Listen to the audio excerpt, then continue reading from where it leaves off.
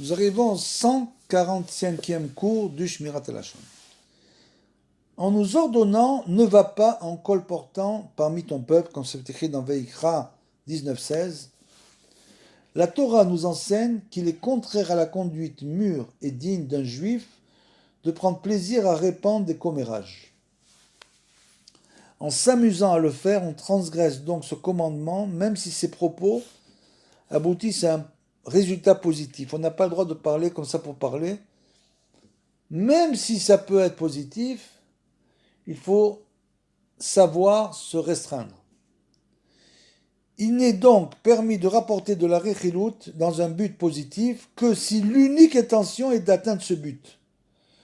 Mais il est défendu de retirer de la satisfaction, d'être au cœur de l'action, entre guillemets, ou de faire avorter les projets d'un individu pour lesquels on n'a pas de sympathie. C'est-à-dire qu'il faut bien vérifier ses motivations avant de raconter une histoire à quelqu'un, de faire du colportage de ragot dans un but constructif. Il faut vérifier nos motivations, être sûr qu'on n'a pas une motivation personnelle à vouloir rabaisser cette personne. Quoi qu'il en soit, une motivation incorrecte ne retire pas l'obligation de rapporter l'information dans un but constructif. La Torah ne nous demande pas de rester indifférent, c'est-à-dire qu'on doit toujours agir, bien sûr, mais il faut savoir bien se dominer, savoir quoi dire et comment le dire, mais d'acquérir un état d'esprit adéquat au moment où on le dit, et de venir en aide à nos prochains par sollicitude sincère envers eux, c'est-à-dire qu'on veut vraiment aider notre prochain, et c'est pas pour un intérêt personnel qu'on le fait. C'est pas du tout évident tout ça, bien sûr, parce que ça c'est du niveau de l'Echem Shamaïm, pour le ciel, au nom du ciel, pour Hachem Idbarah, pour le shalom du Ham Israël, etc. On va commencer à raconter des histoires à des gens pour les protéger, etc. Et il faut savoir, il faut que nos intentions soient pures.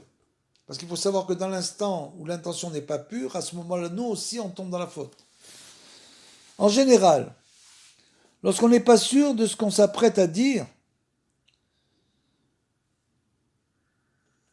c'est-à-dire ce qu'on n'est pas sûr que ce qu'on s'apprête à dire n'est pas du Lachon Hara, c'est-à-dire qu'on n'est pas sûr, on pense que ça peut tomber dans la définition de Lachon Hara, la mauvaise langue, il vaut mieux n'en rien faire, c'est-à-dire qu'il vaut mieux se taire, ne rien dire. Dès l'instant où on a un doute, est-ce que cette chose-là va arriver à régler le problème? Et est-ce que, à cause de ce que je vais dire, je ne vais pas tomber moi-même dans le Lachon Hara? Donc si on a un doute, il vaut mieux rien dire. Même si le Yetzer essaie de nous persuader que c'est une mitzvah de parler, et qu'on recevra une récompense pour cela dans le monde à venir, c'est-à-dire que souvent, le Yetzer Hara, malheureusement, il pousse l'homme à dire des choses qui, en quelque sorte, ne servent à rien, uniquement à le faire tomber lui-même. C'est-à-dire que l'interlocuteur n'a pas de question, il n'a pas de kéli, c'est-à-dire qu'il n'a pas d'instrument spirituel pour recevoir ce qu'on va dire, et ce qu'on va lui rapporter sur une personne l'est complètement indifférent, ça ne lui a pas causé de problème, et ça ne l'intéresse pas. Si c'est comme ça, c'est sûr que c'est le Yetzer Hara qui nous pousse à provoquer effectivement une discorde qui n'existait pas. Ou à dire à une personne une chose qu'il n'avait pas du tout envie d'entendre, et qui va au contraire la froisser et la vexer.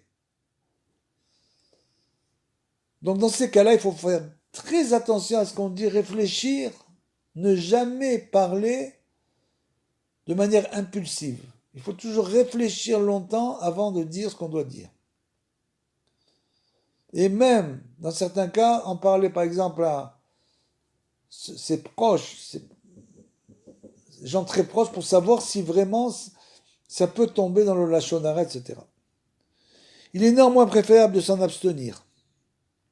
Ainsi, on évitera au moins le châtiment pour nous. Admettons par exemple qu'il aurait fallu critiquer une personne, mais que dans le doute, on ne l'a pas fait. On pourra se présenter devant le tribunal céleste et dire qu'on n'était pas sûr qu'il était permis de parler et qu'on a préféré garder le silence.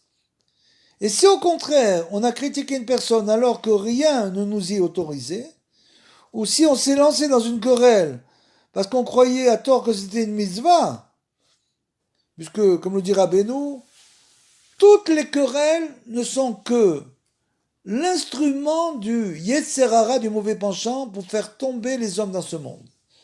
Dès qu'il y a une querelle, il faut s'écarter de la querelle.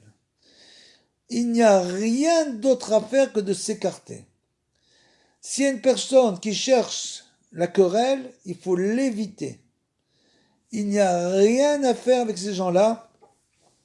Il est impossible de les changer jusqu'à ce qu'eux réalisent leur comportement. Donc c'est toujours l'instrument numéro un du Yetzer Hara, la querelle, pour faire tomber les gens. Et donc si on croyait que cette querelle était une mitzvah, c'est donc le Yetzer Hara qui fait ce travail. Comment se disculpera-t-on devant le tribunal céleste? Quelle excuse trouvera-t-on pour avoir tenu des propos interdits et avoir causé la discorde? On ne pourra pas dire que c'est le doute qui nous y a forcés, car dans le doute, on aurait dû s'abstenir.